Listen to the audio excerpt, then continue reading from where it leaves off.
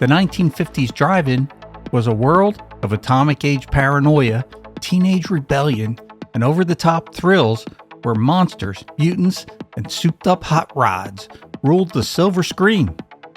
From rampaging radioactive creatures to leather-clad delinquents tearing up the asphalt, these cult classics delivered the kind of wild, low-budget spectacle that made the drive-in experience unforgettable. Buckle up now as we take a joyride through the most outrageous and entertaining films that brought terror and turbocharged action to 1950s moviegoers. Fantasy, sci-fi, horror, rerun zone. Rebel Without a Cause, 1955. There were other people. Why should you be the only one involved? But I am involved. We are all involved. Mom, a kid was killed tonight. In this movie, James Dean embodies Jim Stark, the quintessential troubled teen whose family moves to a new town every time he stirs up trouble. On his first night, Jim finds himself at the local police station, not for a warm welcome, but for public intoxication. There he encounters Judy, played by Natalie Wood, a young woman grappling with her own family issues, and Plato, played by Sal Mineo, a boy so neglected he's taken to shooting puppies for attention. Clearly, this trio is not off to a great start. Attempting to fit in, Jim runs afoul of Buzz, the local tough guy who challenges him to a chickie run, a reckless car race towards a cliff. The goal? Jump out before plummeting to your doom. Buzz's plan backfires when his jacket gets stuck, sending him over the edge, literally. Jim, now inadvertently a hero and a suspect, seeks solace in Judy and Plato. The three form a makeshift family, hiding out in an abandoned mansion. Their brief respite shatters when Buzz's gang seeks revenge, leading to a tragic confrontation at the Griffith Observatory. Plato, armed and terrified, meets a heartbreaking end, forcing Jim and his actual parents to finally confront their issues. Rebel Without a Cause delves into teenage angst, the chasm between generations, and the timeless quest for identity and belonging, proving that even in the 50s, being a teenager was no picnic. I Was a Teenage Werewolf, 1957.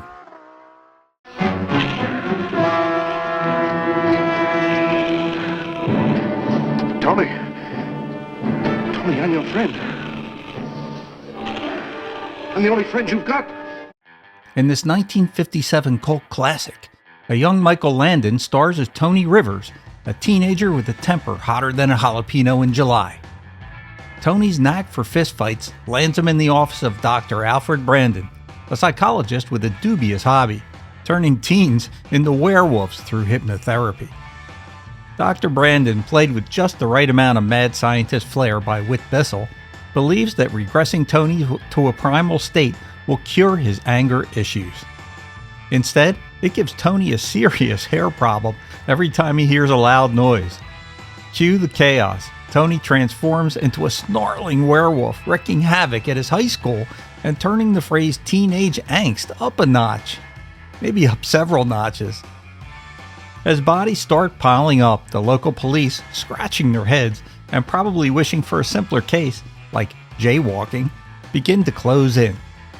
The film culminates in a tragic showdown, leaving audiences pondering the perils of experimental psychology and the importance of anger management classes. I Was a Teenage Werewolf not only launched Landon's career, but also sank its teeth into the 1950s drive-in movie scene, blending teenage rebellion with classic monster mayhem. It's a howling good time that reminds us all, maybe think twice before letting a sketchy doc hypnotize your teenager. The Blob, 1958.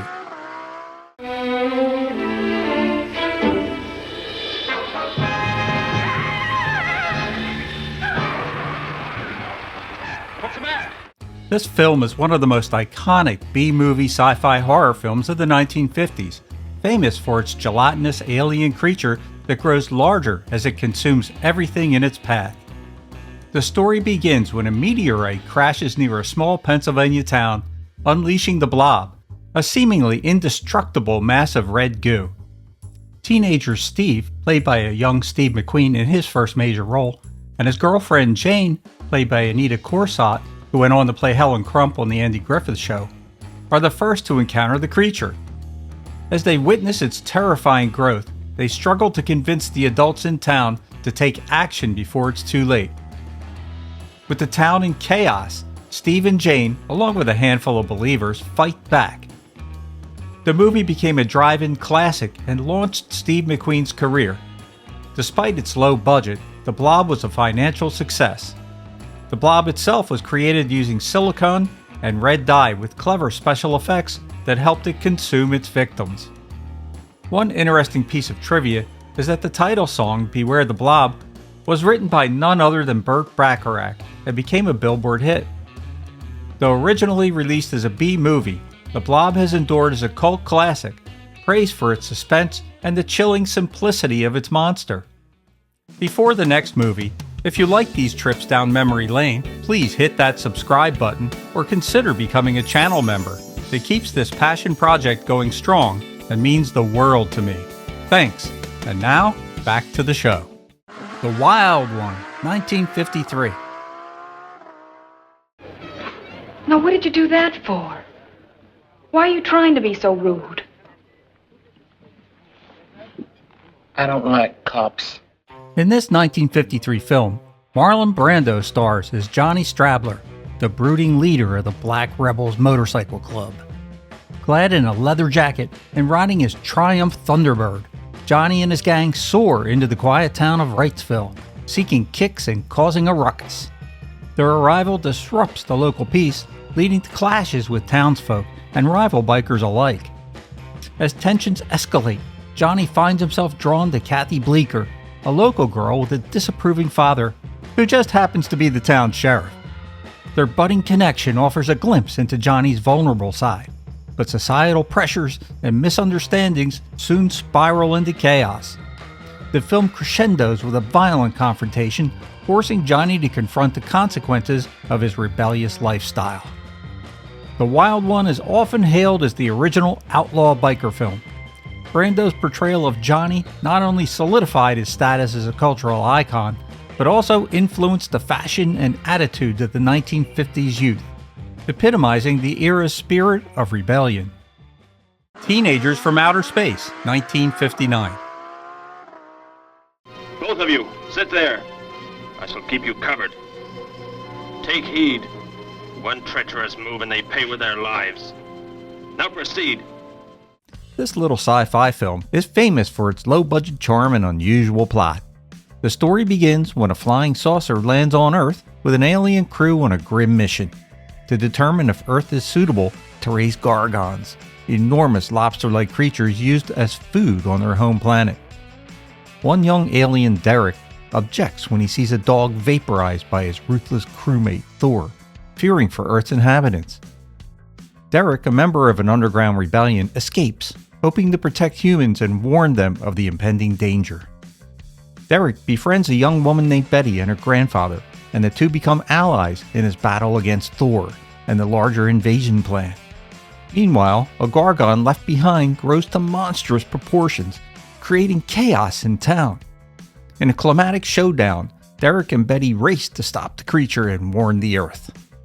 With its minimal special effects and heartfelt performances, Teenagers from Outer Space is a beloved relic of 1950s sci-fi.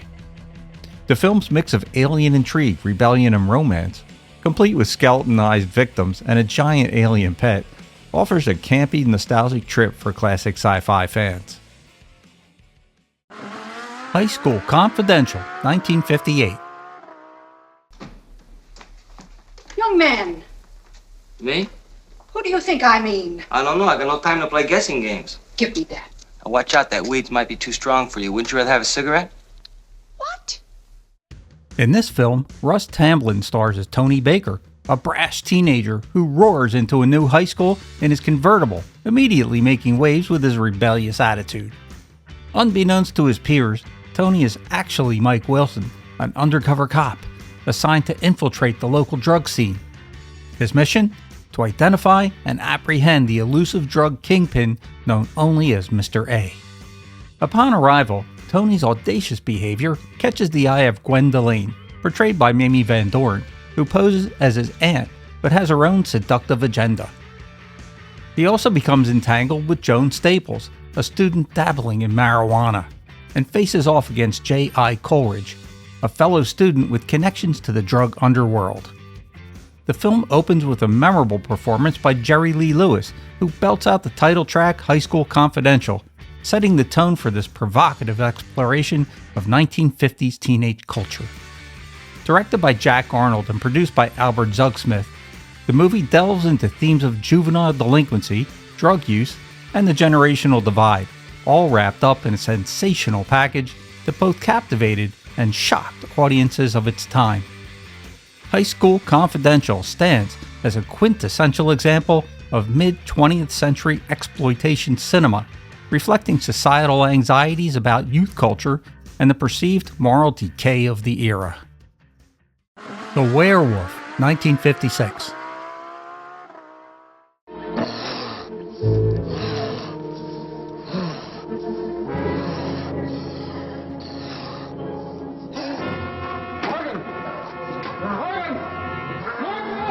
In this film, we meet Duncan Marsh, a man who stumbles into the quiet town of Mountain Crest with no memory and a serious need for a comb.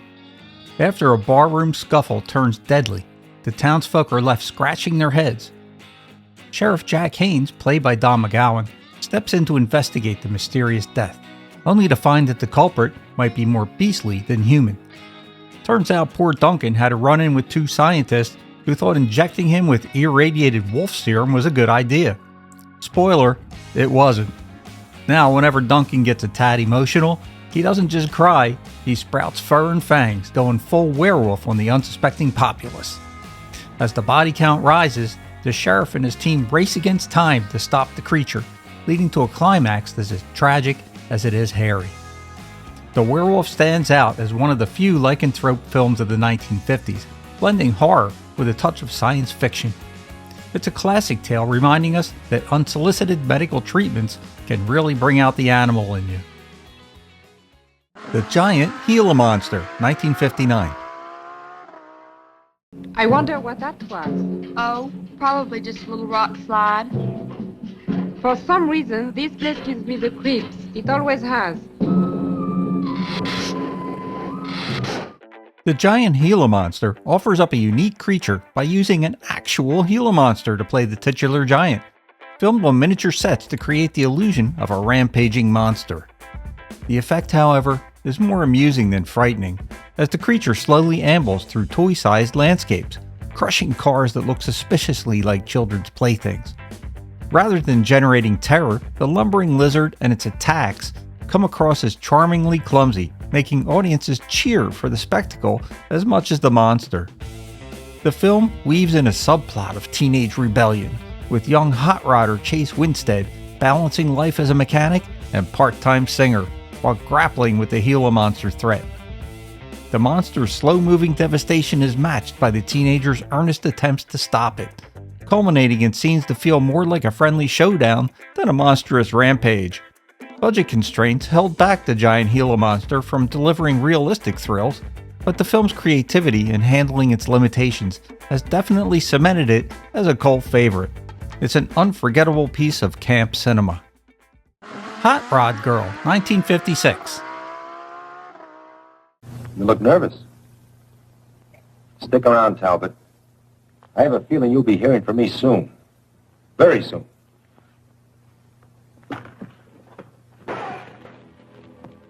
In the 1956 film Hot Rod Girl, we dive into the world of rebellious teens and their need for speed. The story centers around Lisa Vernon and her boyfriend Jeff Northrup, who find solace in organized drag racing to keep their adrenaline in check and off the city streets. Their ally in this endeavor is Police Lieutenant Ben Merrill, played by Chuck Connors, a forward-thinking cop who believes that providing a legal outlet for racing will curb the dangerous illegal street races. Tragedy strikes when Jeff's younger brother Steve is goaded into an unsanctioned street race and meets a fatal end. Devastated, Jeff withdraws from the racing scene, leaving a void that's quickly filled by Bronk Talbot, a newcomer with a penchant for trouble, and a leather jacket to match. Bronk's reckless antics and disdain for the established order reignite tensions, leading to dangerous confrontations and testing the resolve of the community. The film captures the essence of 1950s youth culture, highlighting the clash between teenage rebellion and societal expectations. With its black and white cinematography and a soundtrack that revs up the excitement, Hot Rod Girl offers a nostalgic look at a bygone era where hot rods ruled the roads and the line between right and wrong was often blurred by the roar of an engine. Rock Around the Clock, 1956.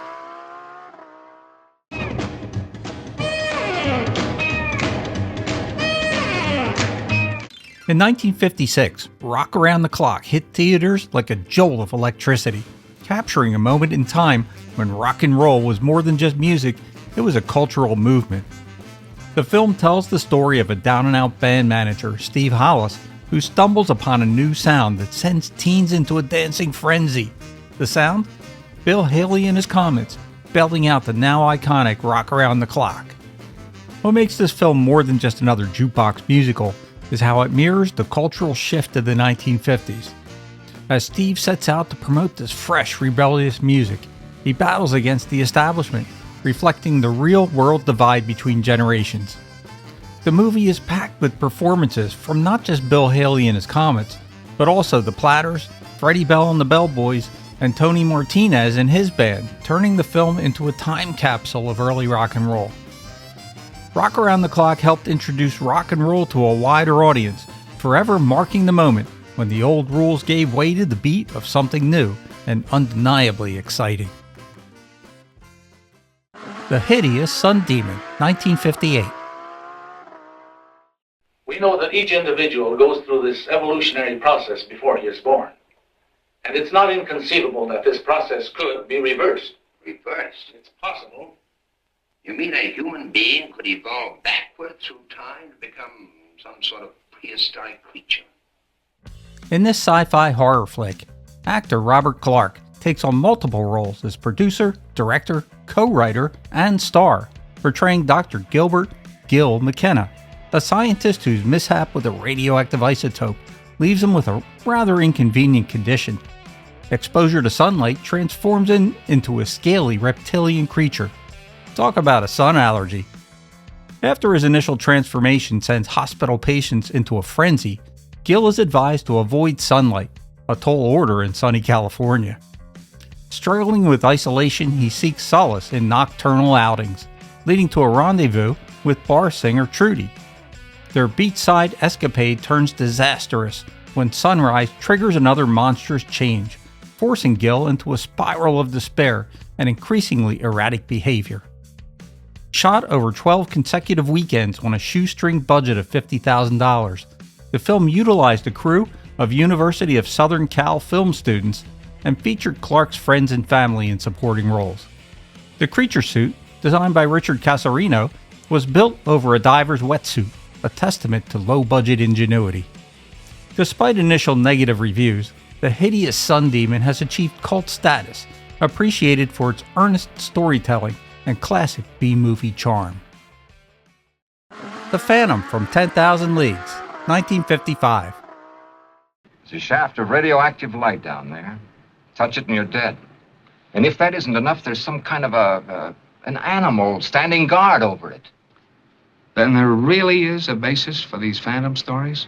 I'm afraid there is. In this 1955 sci-fi flick, we dive into a tale where science goes a bit too far off the deep end. The story kicks off with a fisherman meeting a grim fate, courtesy of a mysterious sea creature that seems to have a penchant for zapping folks with radiation. Enter Dr. Ted Stevens, a biologist who, alongside Federal Agent William Grant, stumbles upon the fisherman's crispy corpse on the beach. Their investigation leads them to a glowing, radioactive rock beneath the waves, guarded by the not-so-friendly aquatic beast. As bodies start piling up faster than fish at a seafood market, Ted uncovers that the local marine biologist, Professor King, has been dabbling in some questionable experiments. Using a mutating device, King inadvertently created both the deadly creature and its radioactive hangout spot. Meanwhile, foreign spies are lurking around, eager to snatch King's research for their own nefarious purposes. Amidst all this chaos, Ted finds time to woo King's daughter Lois, because what's a monster movie without a little romance?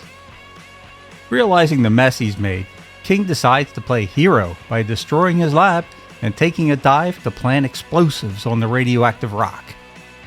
In a classic case of creator meets creation, the sea monster drags him down just as the explosives detonate, putting an end to the underwater menace. The Phantom from 10,000 Leagues serves up a hearty helping of 1950s B-movie charm, complete with dubious science, men in rubber monster suits, and the timeless lesson, maybe don't mess with Mother Nature. I Married a Monster from Outer Space, 1958. Bill.